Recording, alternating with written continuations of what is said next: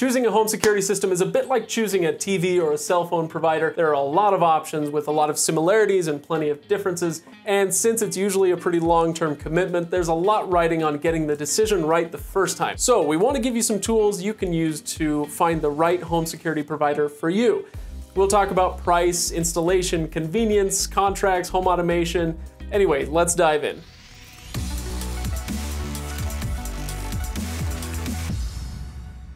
Knowing the industry lingo will go a long way toward helping you make your decision. For instance, when you're shopping around for a home security system, you'll hear a lot about DIY security. DIY in this case refers to the installation process. Most DIY systems have equipment called peel and stick, so things like door and window sensors are literally just stuck on easy as that. The alternative is professional installation, which usually costs a bit extra and requires a scheduled install, kind of like you'd have with satellite TV or something like that. But when it comes to installation, you may prefer to save a little money by going with a DIY install, or you may be willing to fork over a little bit more just to have the professionals do it. A professional install is going to save you a little time and effort, plus you can be sure that everything is going to work as advertised. Now, some companies like ADT and Vivint actually require professional installation.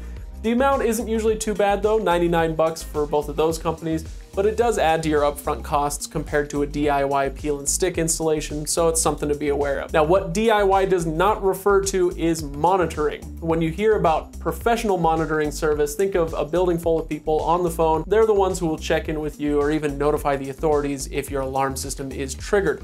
In most cases, we recommend that you stick with professional monitoring, but you also sometimes have the option of self-monitoring, usually through a mobile app that sends you notifications if the system is triggered. Again, we don't usually recommend that option, and you can imagine why.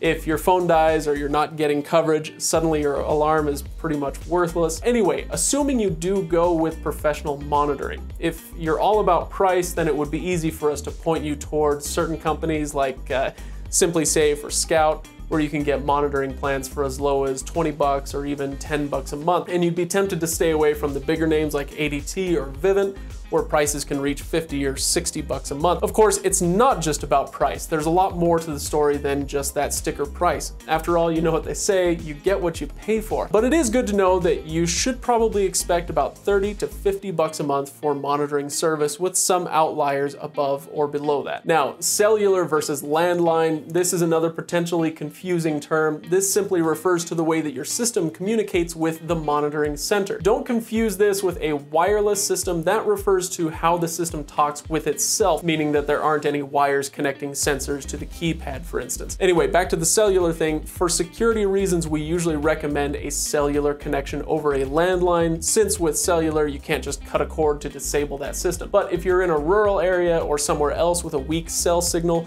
then a landline may be your only option. Some companies actually don't offer a landline option, so if you do need that landline, that narrows down your choices right away. In that case, I'd probably check out ADT or maybe Protect America. Now, lastly, I want to talk about home automation. This is all about the nifty little things that you can get your home to do automatically. If you've ever seen a Nest thermostat, it can change the temperature in your house depending on if you're home or away.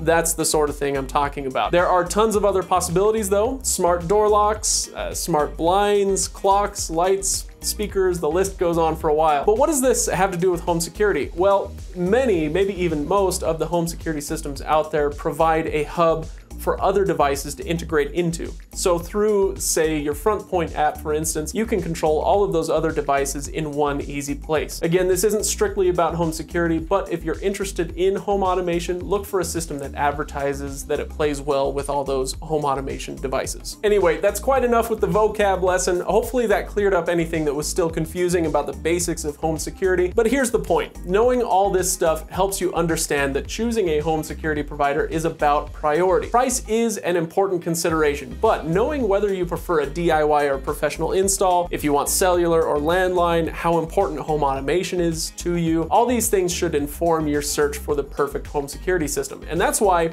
our ranking of the best home security systems isn't actually a ranking at all. We're more interested in things like what's best for renters, what's best for DIYers, that sort of thing. You'll find our full list of the best home security systems over at reviews.org. I'll include a link in the description below. On your way down there, do me a favor and like and subscribe, and of course hit up the comments below if you have any other questions about home security basics. Thanks for watching, everybody, and we'll see you on the next review.